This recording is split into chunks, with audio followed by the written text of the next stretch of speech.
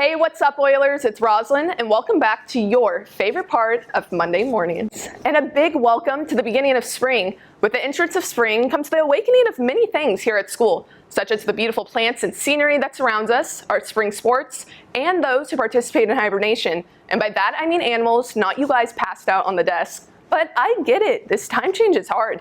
Some of you might even still be in your pajamas. Well, you aren't the only ones, because this weekend is the second weekend of APA's spring musical Pajama Game. Here's Spencer to tell us all about it.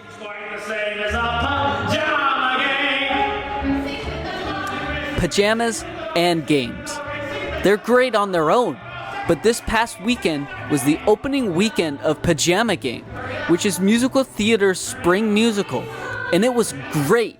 Like all other APA shows, it is performed exclusively by high schoolers, but you would never be able to tell if I wasn't the one that told you. Now, I know what you're thinking. It's about pajamas and games, but it actually isn't, if you can believe me. But I'm not gonna tell you what it's about, because there's another weekend of shows happening this upcoming weekend, and I wouldn't want to spoil it for you guys. So what are you waiting for?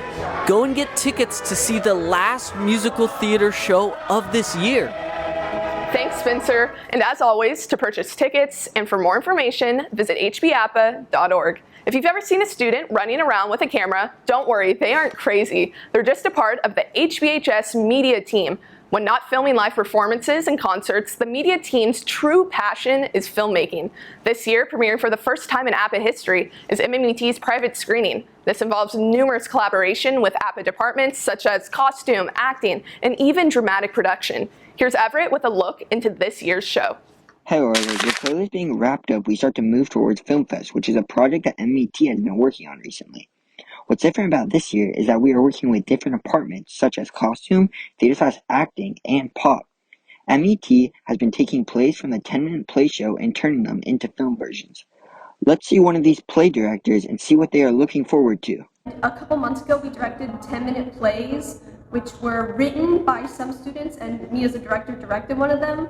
It was my first time ever directing, so I kind of just learned how to establish myself as a director and what I wanted and how to work with challenges. We've had this play, and there's the concept that me and the writer came up with, and then we've talked with the people in media that are turning it into a short film, and it's very different. It's the same words, same script, but it has a completely different vibe and feel to it, and it's really cool, because we're like, we never thought of that before. Me and the writer were like, this is so interesting, how did we never think of this? So it's become a whole new thing, and it's just like, to see our like little creation turn into something bigger and with more production is just really interesting to look at.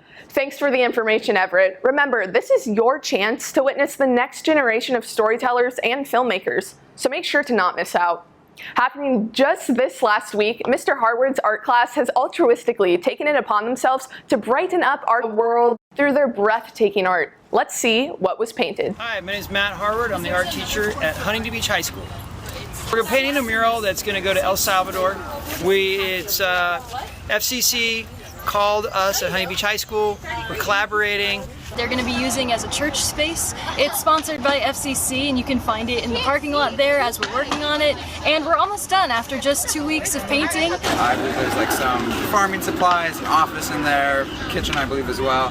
It's beneficial for the Huntington Beach community as well as the El Salvadorian one, because it just makes us more connected to the world and allows us to do cool things in cool places, and it's good for all the students here who enjoy paint. From art to satisfying your appetite, here's Tara with this week's HB Bites. Hey guys, for this week's HB Bites, we have Kin Ramen, which is right next to Vox Kitchen that I previously did. We already have food arrived, which is furikake fries and the chashu fried rice, and now we're gonna try it. Before I try it, I want to let you know that I came here just before 5 and there was nobody. We got our food right away. So let's try it. So let's try the fries. That's good. Okay, fried rice. That's good. That's really good. With the chicken and everything. Okay, so we're gonna try the ramen. Got it already. Not bad. Actually, that's pretty good. Yeah, that's pretty good. Before I get to dessert, make sure you go during happy hour on weekdays 2 to 5 p.m. to save money. Okay, so we got dessert. This is literally just called cookies and cream.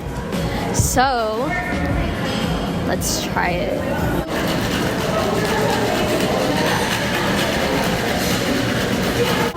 It's pretty good. Not bad. Not bad.